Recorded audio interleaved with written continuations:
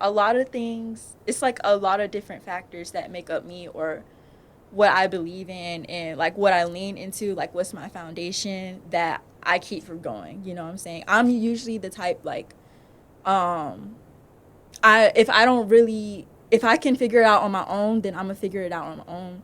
Now I'm not the type that's like, oh, strong independent woman, I don't need anybody. I'm not that type. I will Gotcha. ask for help if I need it. Mm-hmm. But at the same time, I've always been taught like by my parents, like, you know, when you're growing up and everything, you gotta learn how to manage your own. You know, you gotta learn how to You hold gotta your know own. what you want. Exactly. Yeah. You gotta know what you want, and you gotta know yourself as well. I feel like that's mostly important to convey. Like, know yourself, understand who you are first before, you know, venture out and get involved with different Exactly. things.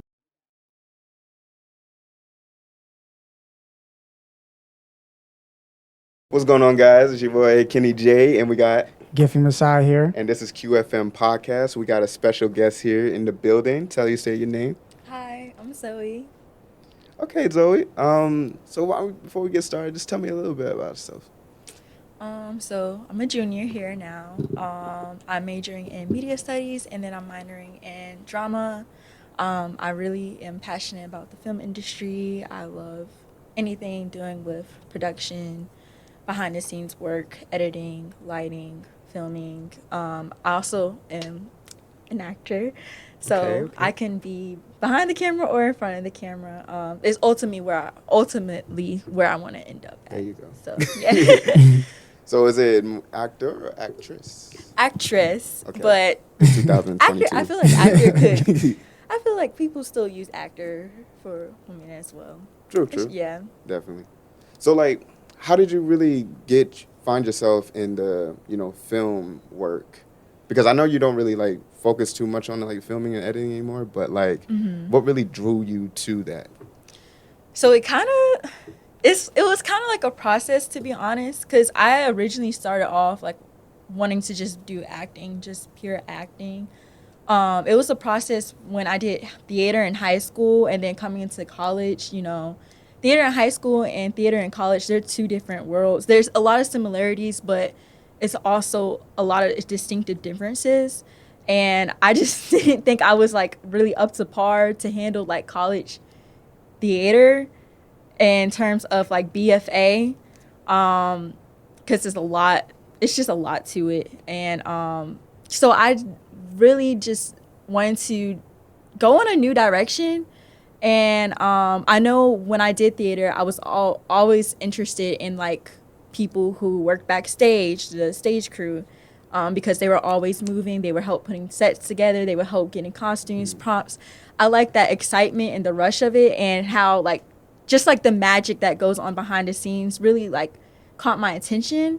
And so that's kind of what led me to go into media studies and just learning more about work that goes on behind the cameras. Definitely. So yeah, it was a gradual process. It was funny. Like, I have a friend who has, like, literally your same backstory to that. Like, they started off as, like, BFA and, like, wanted to start acting. Oh, yeah? But then they switched over to, like, media studies because he found out that he wanted to do more of, like, the film camera work and editing. So, yeah, I completely like, Yeah. understand with that one. Yeah. So, I guess I can understand it because in sports, like, in middle school and in high school and then all the way up to college, like, it's just a different ball game compared to it. Oh, Because, yeah. like, I know a friend, like, he was on A&T's football team, and he says that it's, like, completely different from, like, when we played ball back in, like, high school. Because it's, like, you got 3 different workouts, like, from morning, mid, and then, like, one in the evening. And then you got a game day. Like, it's literally, like, a whole lifestyle at that point. Right. Yeah. Amazing. And it's also very much time consuming. I know a lot of my friends who are BFAs, it can be stressful. You like really, really have to want it for yourself, and you really, really have to be passionate about it. It's like what people say about whenever you go into a career, make sure you really love it, because there's going to be times where it's like you're questioning what your real like purpose is and everything. So like, yeah. Plus, I can't sing, so I can't sing. So I was like, I knew BFA was not going to be for me at all. I have a question. So, you know, you said you took theater in high school. and you took theater with, multiple people. I know you made some connections in high school. Yes. And when you went to college, did you see how many people, could you tell the difference with people that were actually committed into it versus someone that maybe was like the most popular one in high school, and then when they went to college, they kind of quit due to how hardcore it was? Yes and no. I didn't really keep up with a lot of people from high school. I kept up with some, but some people from high school, I kind of just, just let go. Stop talking, yeah. Yeah, like it's not intentional, but, that's That's just what happens. It's yeah. just life, when you go to college and stuff like that, everybody goes their own ways, and I don't really keep up with a lot of people. For the people who I did keep up with, they did venture away from theater. Some of them stuck to it and then drifted off, and some of them just went in a completely different direction because, like I said before, it's just two different worlds, and it's like you really don't know how committed you are until like it really puts you to the test. You know what I'm saying? Especially when you meet a lot of people who are just as talented as you. That's what a lot of people like.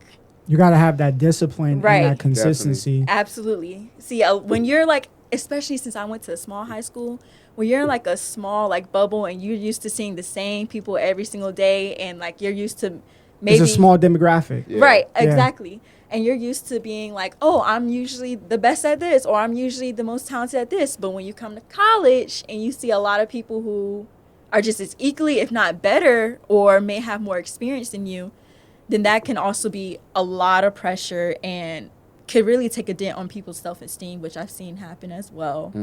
And that could cause them to drift away as well. To kind of correlate what KJ said, because, we're trying to correlate it with acting and also with like, athletes.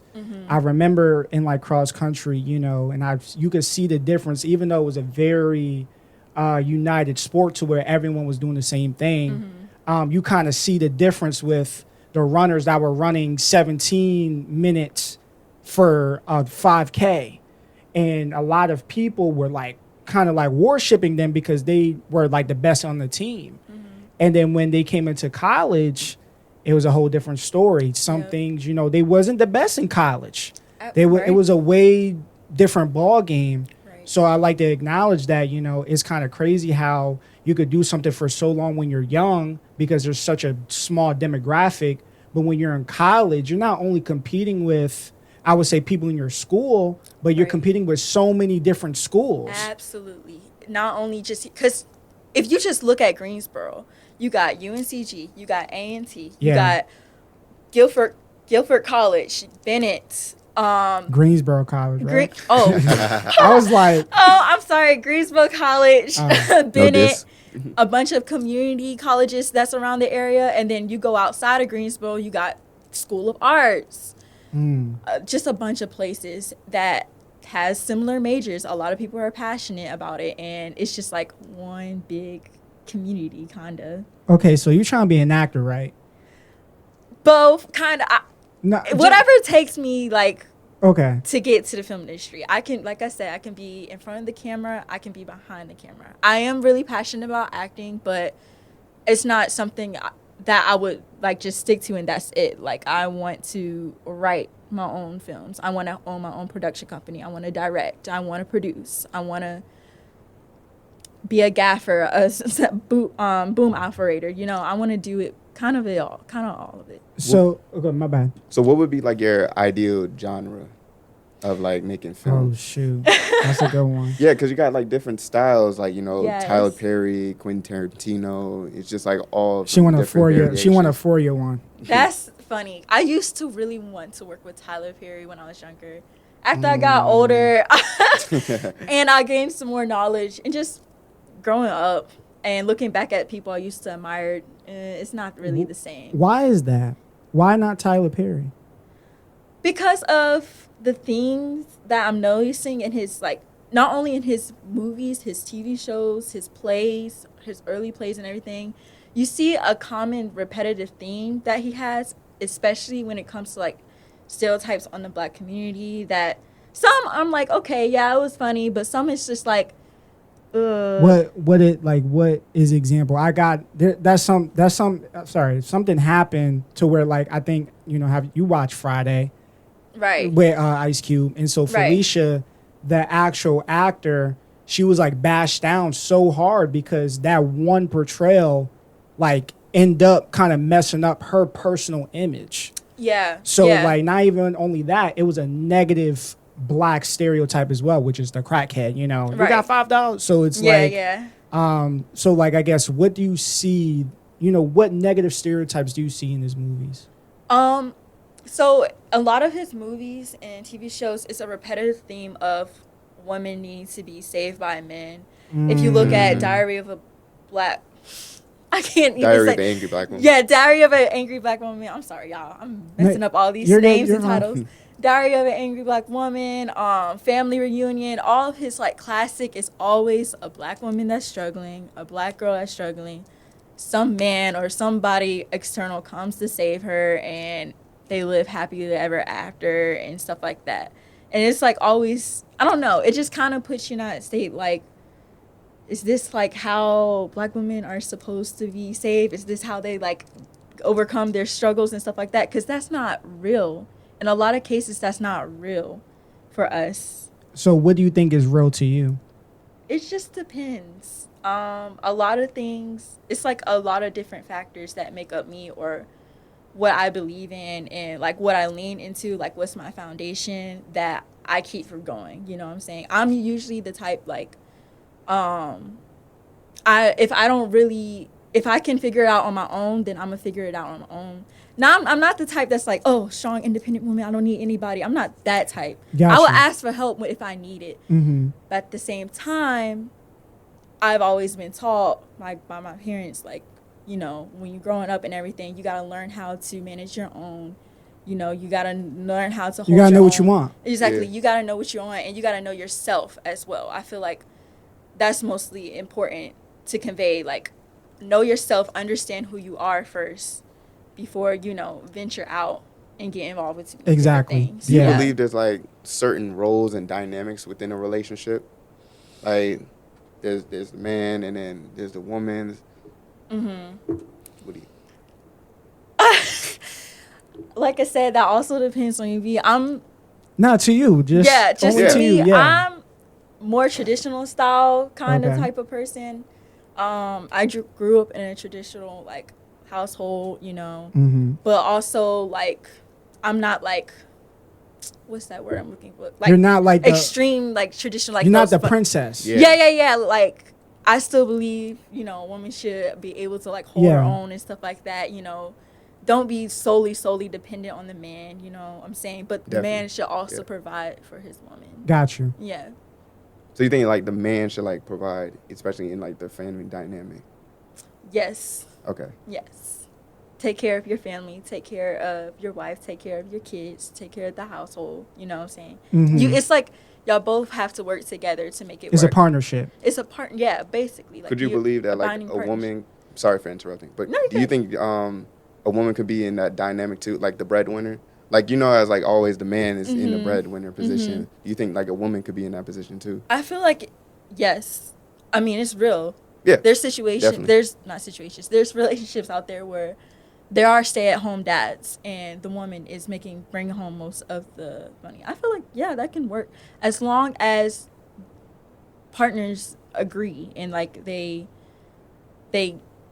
agree They and they accept like their they roles accept their fully. roles. Yeah. You know what I'm saying? Yeah. They are on understanding. They work on the same page. It's no egos getting in the way and stuff like that. Like they really, really, have to sit down and conversate about that. Mm-hmm. I think as long as there's like respect coming together, then I think that's just all that matters. Right.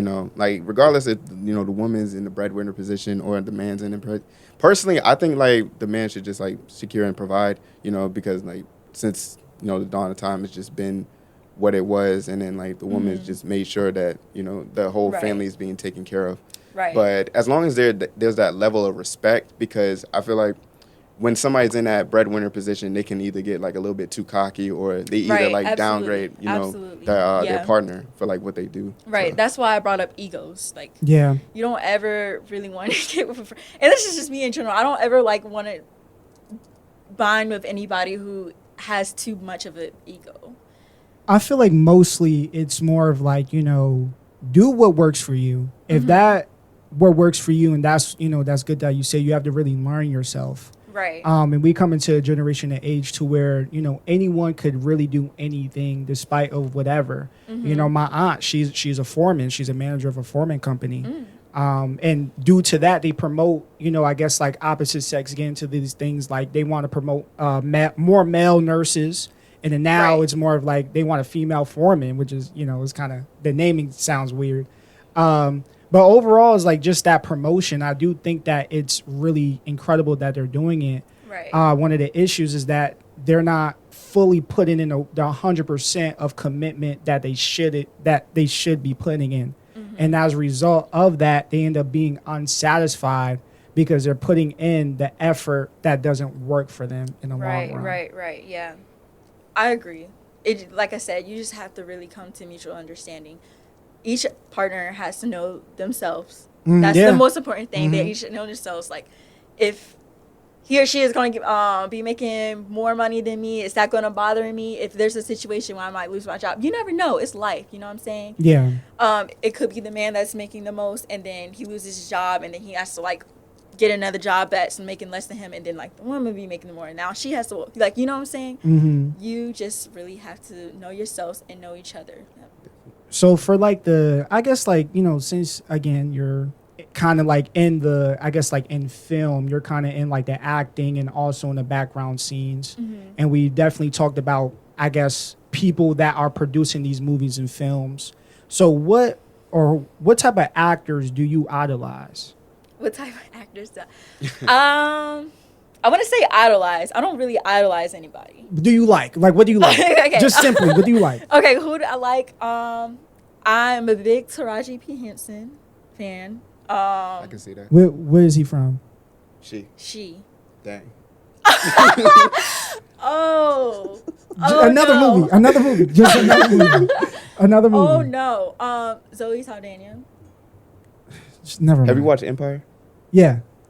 That's the girl. Oh, okay. Never mind. Yes. See. It's okay. Never mind. No, because you know what? It's okay because a lot of popular directors and actors' names, it won't click. You should have said Baby Boy or something like that with Tyrese Gibson. I would have understood that more. There's so many different roles. There's Baby Boy. There's Empire.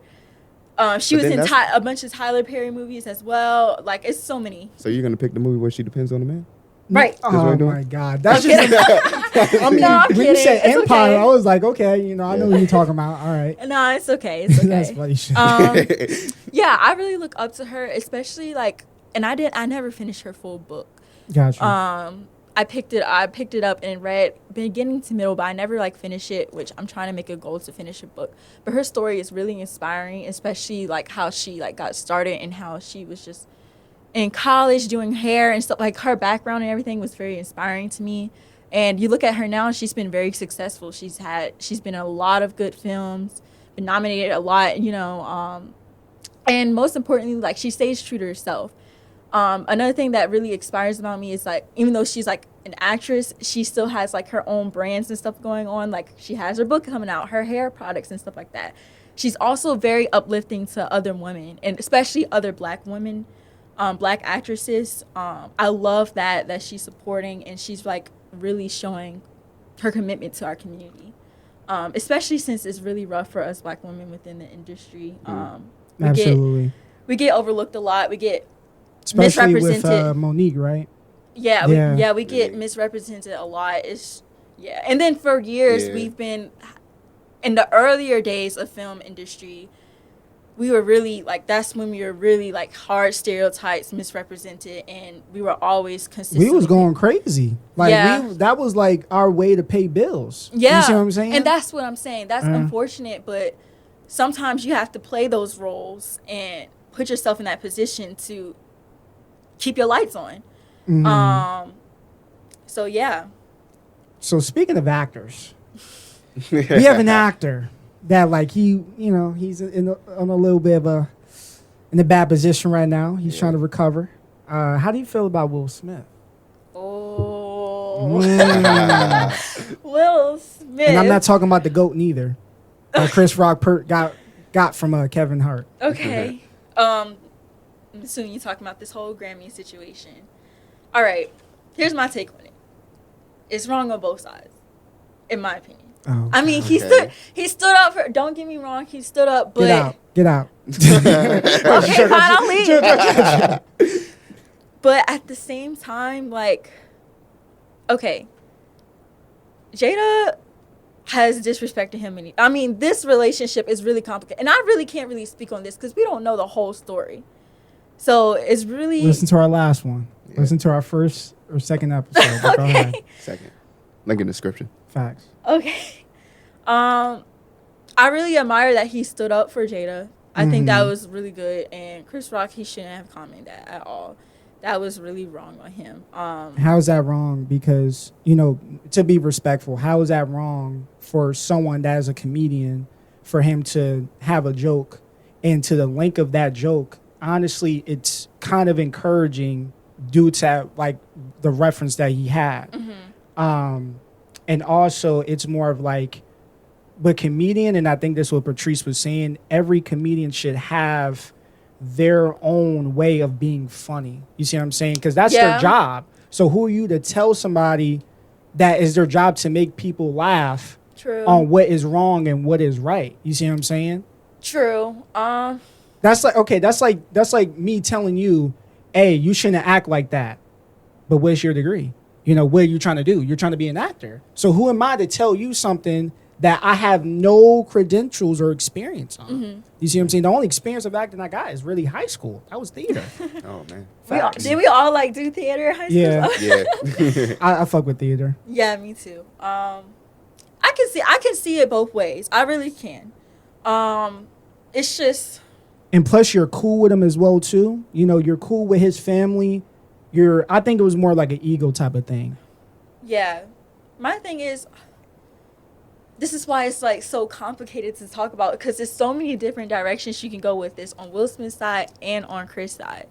I feel like it was wrong in a way. Like, okay, it's the disease. It's really kind of. It's not really it has nothing to do. It's just when you have stress, right. pretty much you lose hair due to that stress. Right. Yeah. So it has nothing to do with any cancerous or really a deadly disease. But once again, Black women we've had a history of people commenting on our hair, make us feel insecure about our hair, whether it's disease or not. Like, it's still, hair is for some people can be a really sensitive and touchy topic, especially For a comedian?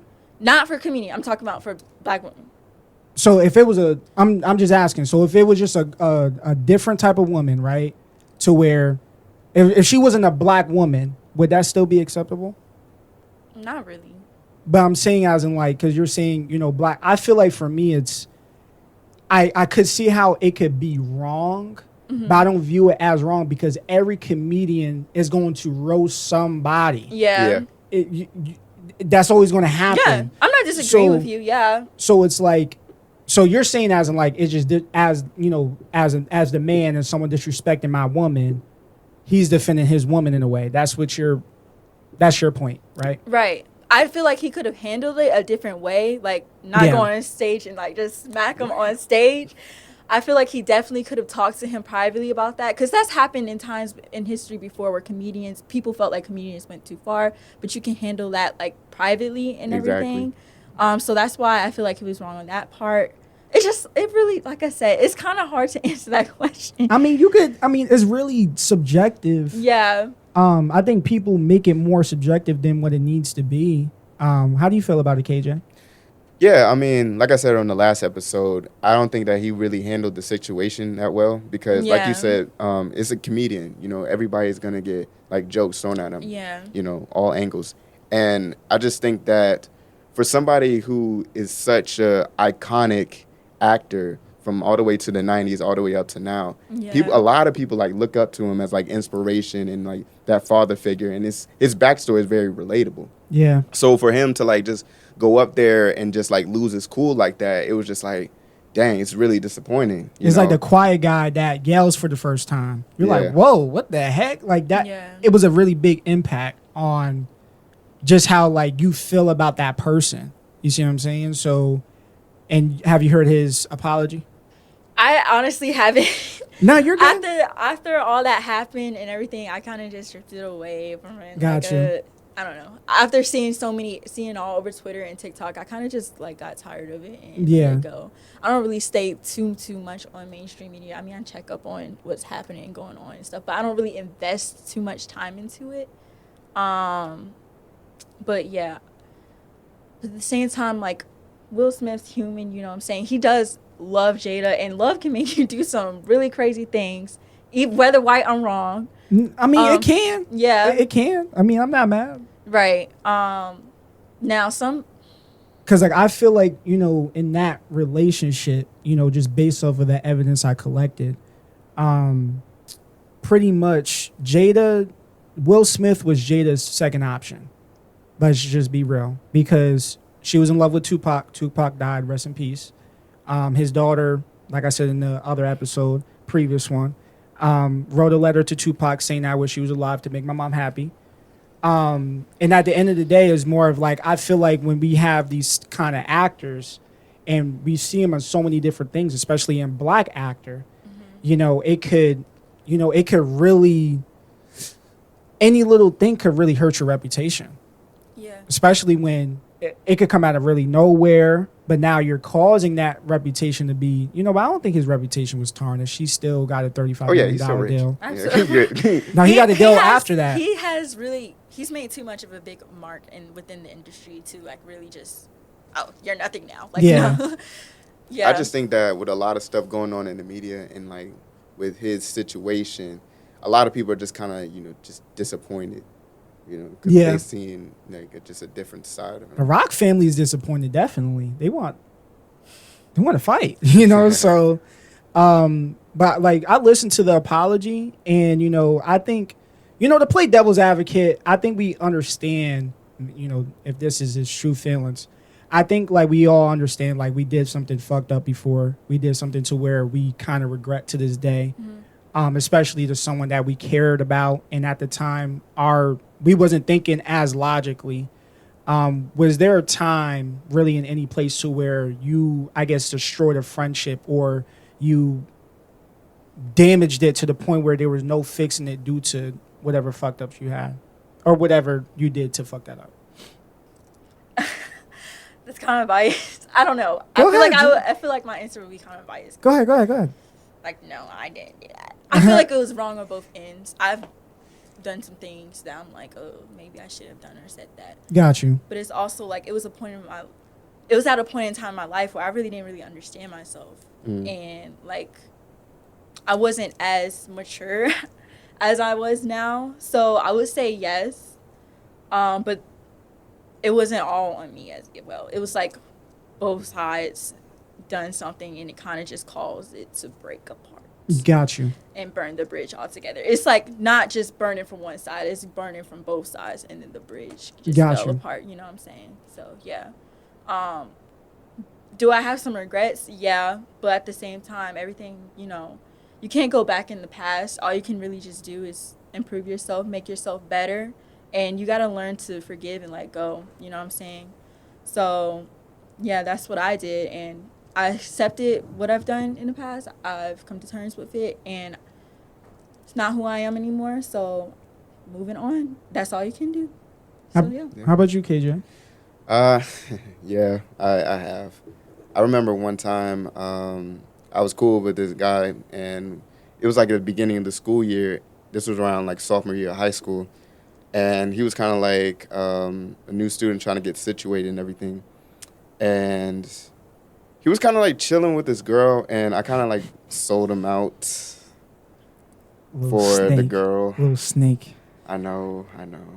This is back in high school, right? Yeah, it was back in high school. Yeah. Now I know. That was like the Definitely fakest time of our lives. Like, I swear to God, like everyone was fake to a certain extent. Yeah. But like at the time, I felt like I was doing the right thing because she was kind of just blinded by the fact that she really liked the dude, Oh, but like dang. from me and my boy, like we didn't like he just wanted one thing, but You honestly, wanted a relationship. with her. Yeah. Thinking about it, I don't really know. I think it was just kind of lust. You At know, it's that like point. the high school, you know, you want to, you know. Yeah, and then like you ever been in like situation where like you see a girl and like she likes this guy and you just know that It's gonna that is happen. not good for her. Oh. You know what I'm saying? Dang, Like I you just know assumed that. wrong. No. But like, haven't you ever had like a friend who like had a crush on somebody and you just knew for a fact that like this person is not good for you? Yes. Like, you just Yes. That's none of my so many business. times. That's exactly. none of my Like business. now I realize Get it's in none your of my bag. business. You know. Yes. Get in your bag. Do whatever you got to do. But yeah, lesson Respectfully. learned from that. You know. I think it's more of like, you know, I think I've did some messed up stuff, you know, and I think like we all have some regrets about it, and it's just learning from it, you know. But you come at a certain age to where we could accept that you messed up in a certain equation, but for me, looking at you the same, you would never be looked at as this role model. You see what I'm saying? So I think something similar like that happened to me. It was to where like I had an old roommate. I think I told you about this. Oh yeah. Yeah. And this old roommate, you know, something happened, and you know, and pretty much like he was trying to fight me because of some other stuff, and it was like ridiculous. And I got mad because he was talking junk about this situation to a completely random person, and I'm like, why you? And I hear him, so it's like, go in the car or something, go outside, and then I confronted him about it, and he ended up trying to fight me.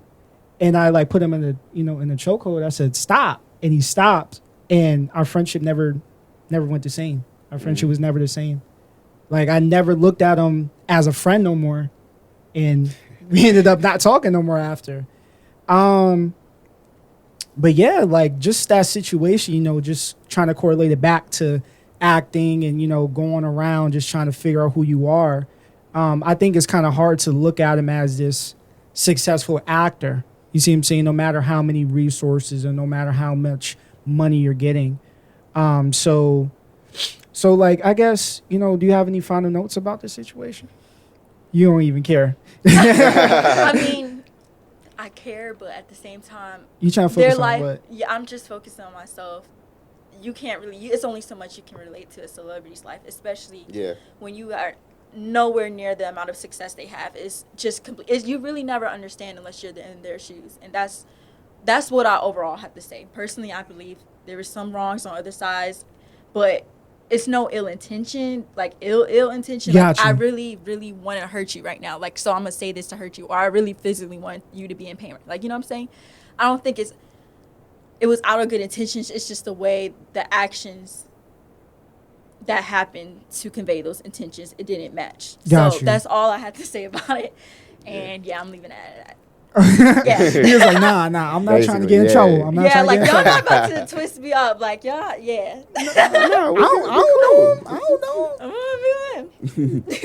And I think that like a lot of people nowadays try to compare their lifestyles to celebrities, or they like look up to them as like role models. And some people got to understand, like, these people are in the top 1% of the population. Like, not a lot of people live their lifestyle, so you can't really attribute it to like your own, you know? That's what I'm saying. That's why it's very hard to, like, you know.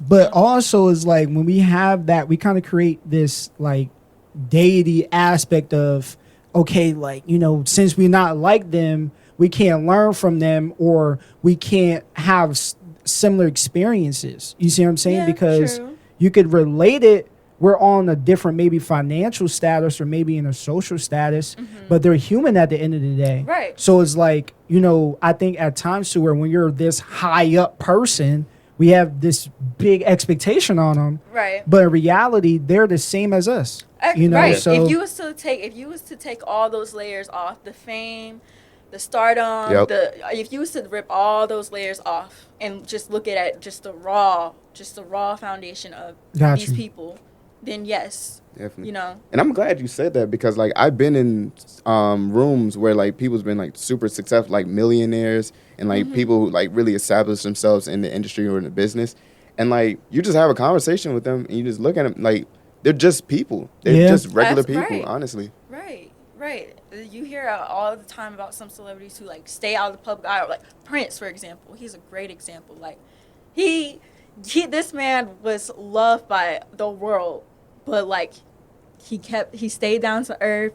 You know, he was very serious and protective of like his identity, his talents, his family, everything, and you know, they're humans.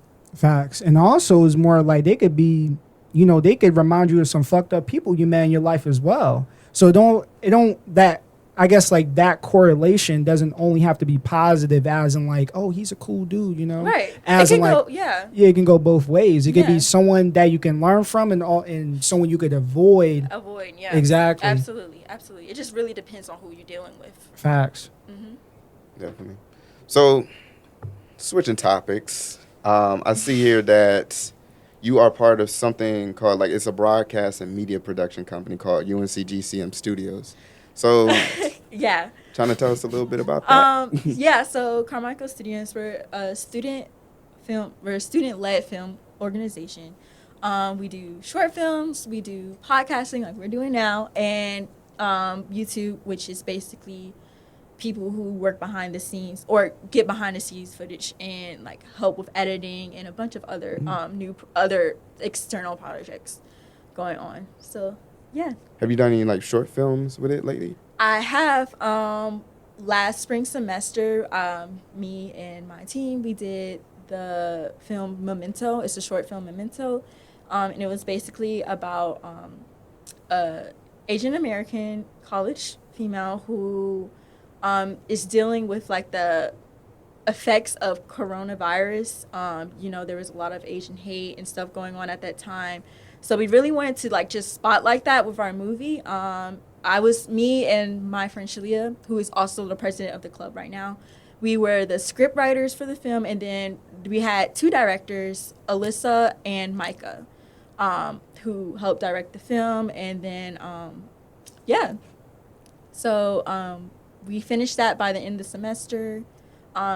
We're still hoping to submit that in a film festival, which is why we haven't like. Dope. Yeah, which is one of the reasons why we haven't like advertised it or really posted it for people to see, because it's a possibility if someone wants to continue the film or somebody wants to pick up on the film. You don't really want too many people seeing it, other than people who attend the film festival, and then of course any production company that wants to work with it.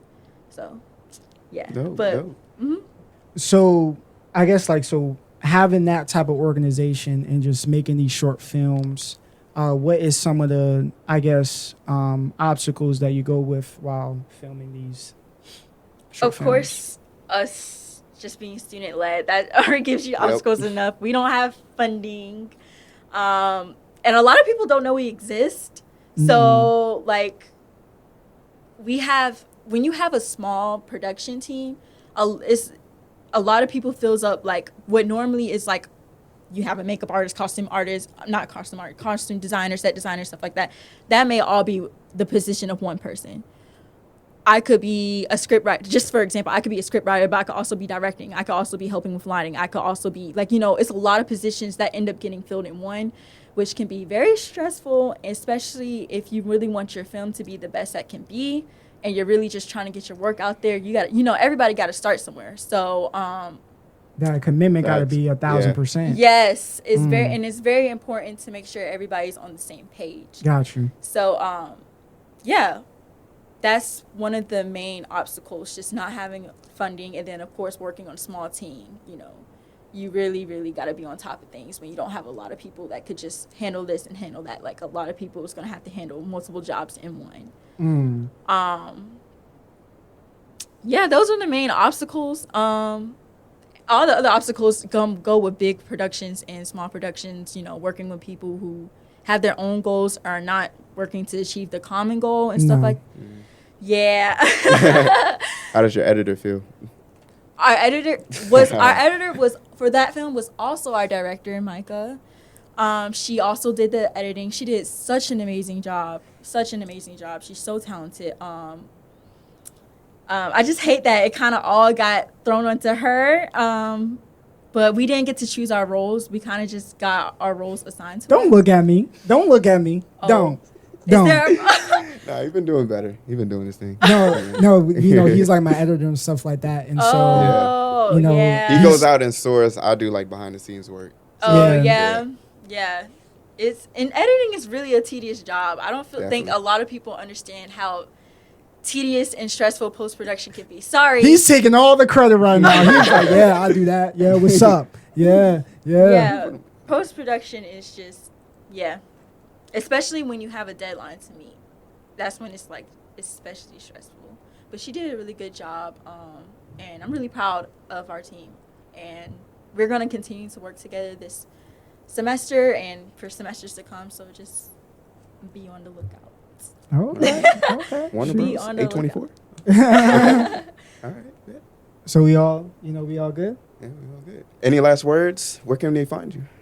Where can y'all find me? Okay, my Instagram is zozo.sapphire. And then once you get to my Instagram, the link in my bio just leads you basically to all my other social media. So, and contact information. So, yeah, if you want to collab, hit me up.